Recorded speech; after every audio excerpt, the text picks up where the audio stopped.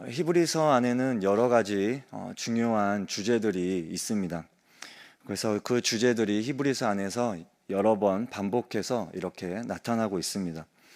오늘 우리가 읽은 이 본문의 중요한 주제는 예수님의 대제사장 되심입니다. 그래서 오늘 본문이 예수님의 대제사장 되심에 대해서 설명하고 있는 내용입니다. 성도 여러분, 대제사장이 되는 데 있어서 가장 중요한 조건은 무엇일까요? 어떤 사람이 대제사장이 될 수 있을까요? 그것은 하나님의 임명을 받은 사람입니다. 내가 힘이 있다고, 내가 능력이 있다고, 내가 돈이 있다고 제사장이 될 수는 없습니다. 내가 제사장 좀 해보겠다고 자원하는 마음이 있다고 해서 그 사람이 대제사장이 될 수는 없습니다. 대제사장이 되는 것은 하나님의 임명을 받은 사람이, 그 사람이 대제사장이 될 수 있습니다.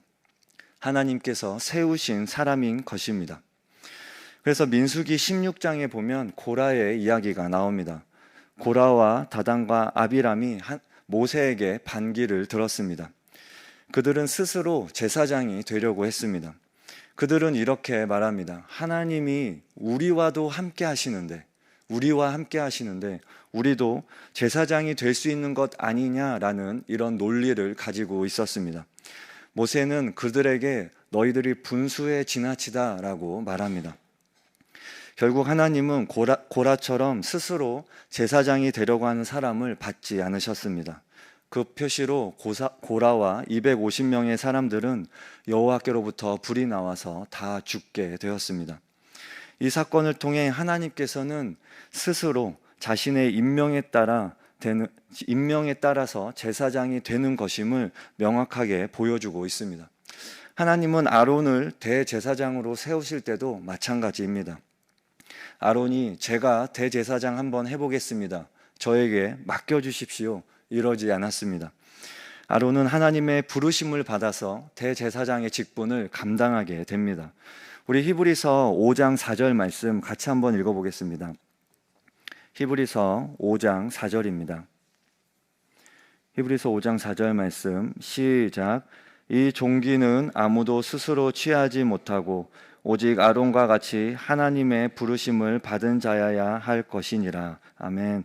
이렇게 말씀하고 있죠. 오직 아론과 같이 하나님의 부르심을 받은 자라야 한다. 아론과 같이 대제사장으로 부르심을 받은 자가 그렇게 세워질 수 있다라고 말하고 있는 것입니다. 예수님도 마찬가지입니다. 예수님이 대제사장이 되신 것은 하나님이 예수님을 구별하셨고 대제사장으로 세우셨습니다. 우리 6절 말씀, 히브리서 5장 6절 말씀 같이 읽어보겠습니다. 시작.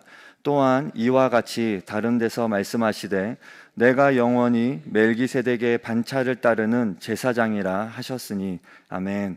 내가 영원히 멜기세덱의 반차를 따르는 제사장이라 이렇게 하나님께서 예수님을 대제사장으로 임명하여 주십니다.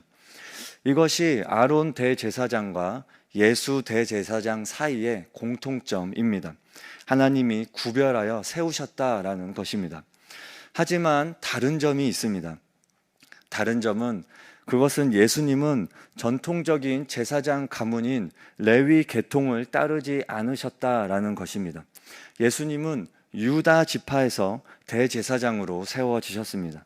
이것이 다른 점입니다. 예수님이 레위 계통을 따르지 않고 유다 지파임에도 불구하고 대제사장이 되셨다라는 것이 우리가 오늘 읽은 히브리서 7장 11절부터 19절 말씀이 우리에게 설명하고 있는 것입니다.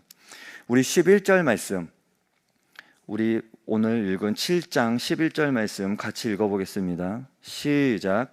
레위 계통의 제사 직분으로 말미암아 온전함을 얻을 수 있었으면 백성이 그 아래에서 율법을 받았으니 어찌하여 아론의 반차를 따르지 않고 멜기세덱의 반차를 따르는 다른 한 제사장을 세울 필요가 있느냐. 아멘. 이렇게 말씀하죠. 아론의 반차를 따르지 않고 멜기세덱의 반차를 따르는 다른 한 제사장을 세울 필요가 있느냐. 이렇게 말씀합니다. 하나님은 아론의 반차를 따르지 않고 멜기세덱의 반차를 따르는 다른 한 제사장을 세우셨다라는 것입니다. 이분이 예수님이지요. 이렇게 다른 한 제사장을 세우신 이유는, 예수님을 세우신 이유는 하나님이 레위 계통의 제사보다 더 좋은 것을 계획하셨기 때문입니다.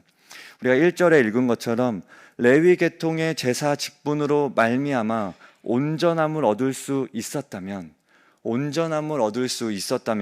하나님은 기존의 것을 바꾸지 않고 그대로 유지하셨을 것입니다. 레위 계통의 제사 직분을 그대로 유지하셨을 것입니다. 우리 12절 말씀 보면 제사 직분이 바뀌어졌은즉 율법도 반드시 바꾸어지리니 이렇게 말씀합니다. 이 제사 직분이 바꾸어졌다라는 것은 예수님이 영원한 대제사장이 되셨다라는 것을 말합니다. 이제 더 이상 레위 계통의 제사장들이 세워질 필요가 없고 또한 그들이 드리는 제사가 필요 없게 되었습니다. 우리에게는 멜기세덱의 반차를 따라 영원한 대제사장으로 세워지신 예수님 한 분이면 충분합니다. 유대인들에게는 레위 계통이 아닌 유다 지파에서 대제사장이 나온다라는 것을 받아들이기 힘들었을 것입니다. 전통을 중요시 여기는 유대인들이, 가문을 중요시 여기는 유대인들이 그동안 전통적으로 레위 계통을 통해서 제사장이 나왔는데 유다 지파에서 대제사장이 나온다는 것은 받아들이기 힘들었을 것입니다. 그래서 오늘 읽은 본문이 계속해서 예수님이 대제사장 되심을 설명하고 있습니다. 13절부터 17절까지도 예수님에 대해서 계속해서 설명하고 있는 내용입니다. 그렇다면 예수님이 우리의 영원한 대제사장이 되신 것이 우리에게 어떤 유익이 있습니까? 예수님이 영원한 대제사장이 되신 것이 우리에게 어떤 소망이 됩니까? 그것이 우리 19절 말씀입니다. 19절 말씀 함께 읽어보겠습니다. 19절입니다. 시작. 율법은 아무것도 온전하게 못할지라 이에 더 좋은 소망이 생기니 이것으로 우리가 하나님께 가까이 가느니라. 아멘. 우리에게 더 좋은 소망이 생기니 이것을 우리가 하나님께 가까이 간다라고 말합니다. 더 좋은 소망은 예수 그리스도를 말합니다. 예수 그리스도를 통해서 우리가 하나님께 가까이 갈 수 있다라고 말하고 있습니다. 이것이 예수님이 대제사장이 되신 것에 대한 우리에게 아주 좋은 유익함이 되는 것입니다. 율법이 하나님께 가는 방법이었습니다. 이전에는 율법이 하나님께 가는 방법이었습니다. 아담과 하와 이후로 죄지은 인간은 하나님과 단절되었지만 제사장의 제사를 통해 하나님께 자신의 죄를 용서받을 수 있었습니다. 그러나 그것은 온전한 의미의 하나님과의 연결은 되지 못하였습니다. 구약의 대제사장들의 특징은 무엇입니까? 그것은 율법입니다. 율법의 특징은 인간의 노력이 필요합니다. 인간의 수고가 필요합니다. 그 율법을 지키기 위해서, 제사를 온전히 드리기 위해서 사람들의 수고와 노력이 필요합니다. 그러나 사람은 죄인이라 그 누구도 율법을 지킬 수가 없습니다. 그러나 예수님이 대제사장이 되신다는 것은 어떤 의미입니까? 그것은 사람의 노력의 영역이 아닌 것입니다. 오직 예수님의 공로입니다. 전적으로 은혜의 영역이 열렸다라는 것입니다. 오직 예수님을 믿음으로 구원을 얻을 수 있게 된 것입니다. 제사장도 필요 없고 제물도 필요 없게 된 것입니다. 예수님 한 분으로 그 모든 것이 다 이루어졌기 때문입니다. 예전에 호스피스 병동에서 사역하시는 목사님의 간증을 들은 적이 있습니다.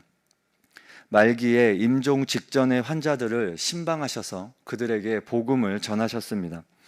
그리고 그분들에게 복음을 받아들이고 예수님을 믿겠냐라고 물어봅니다.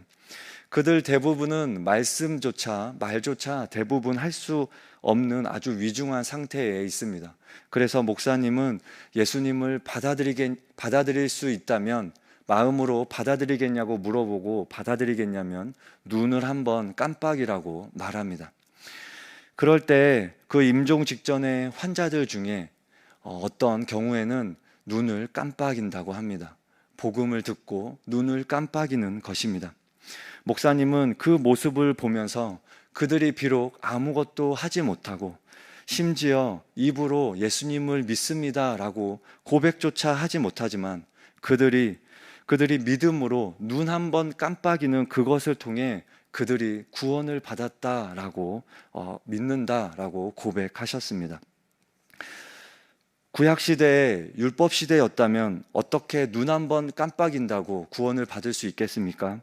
율법을 지키고 제사를 지내는 것만으로도 부족한데 어떻게 눈 한 번 깜빡인다고 구원을 얻을 수 있겠습니까? 오직 예수님이 우리의 대제사장이 되시기 때문에 가능한 것입니다. 구원받는데 오직 믿음만이 필요한 것입니다. 그것이 대제사장이 되신 예수님이 이루신 구원의 길입니다. 예수님이 없었다면 구원의 길은 정말로 아득한 일이었을 것입니다. 예수님이 대제사장이 되시기 이전에 율법의 시대에 심지어 선택된 그런 가문의 대제사장조차도 지성소에 들어갈 때는 몸에 방울을 달고 줄을 달고 지성소에 들어갔습니다. 대제사장이 죄가 있으면 지성소에 들어가서 죽임을 당했습니다. 그러면 밖에 있던 사람들이 방울 소리가 들리지 않으면 줄을 당겨서 대제사장을 끄집어 냈습니다.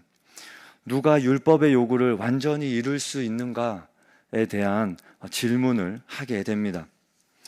예수님의 공로 덕택에 우리가 은혜의 시대를 살 수 있게 되었습니다. 예수님이 계시기 때문에 우리가 언제든지 하나님의 보좌 앞에 나아갈 수 있게 되었습니다. 예수님이 없었다면 우리는 지금도 레위 계통의 제사장이 필요하고 제물이 필요했을 것입니다. 우리는 예수님을 힘입어 언제든지 하나님께 나아갑니다. 하나님께 예배합니다. 이것이 놀라운 일이며 이것이 하나님이 우리에게 주신 놀라운 특권이며 소망이 되는 것입니다. 그러므로 우리는 대제사장 대신 예수님을 힘입어 소망을 얻습니다. 이 예수님을 통해 참 소망을 발견하고 언제든지 담대히 하나님께 나아가는 저와 여러분 되시기 바랍니다. 우리 함께 주기도문 하겠습니다. 하늘에 계신 우리 아버지, 아버지의 이름을 거룩하게 하시며 아버지의 나라가 오게 하시며 아버지의 뜻이 하늘에서와 같이 땅에서도 이루어지게 하소서. 오늘 우리에게 일용할 양식을 주시고 우리가 우리에게 잘못한 사람을 용서하여 준 것 같이 우리 죄를 용서하여 주시고 우리를 시험에 빠지지 않게 하시고 악에서 구하소서. 나라와 권능과 영광이 영원히 아버지의 것입니다. 아멘.